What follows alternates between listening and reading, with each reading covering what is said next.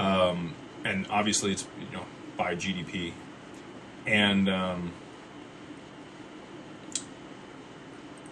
XRP wouldn't be weighted by those currencies or backed by those currencies. That's not how it works. It would be backed by the volume on the network is really what would hold the price stability or drive price higher if there's enough liquidity in the token.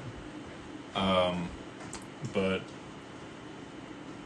it could be used to settle the ESDR and be the liquidity or the grease for the rails to be able to settle loans or lending when somebody needed the ESDR. The IMF wrote a white paper back in 2014 where they talked about an exchange rate peg, and the abbreviation they put in that paper was XRP.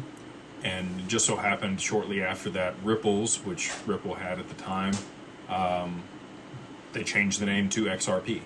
So I do not think that XRP will be the ESDR. I think it'll be the exchange rate peg, which will be what they use to price global commerce over the long term, and global markets will be priced in drops. And I think that could happen as little as 5 years, which would be wild. Again, I know I sound pretty ridiculous saying that, being as the dollar's been the denomination for global trade for my lifetime and far before that.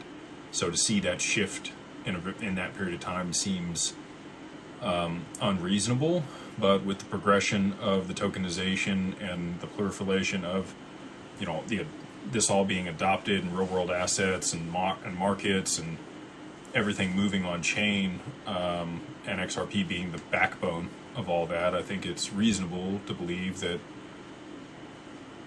the world will be priced in drops.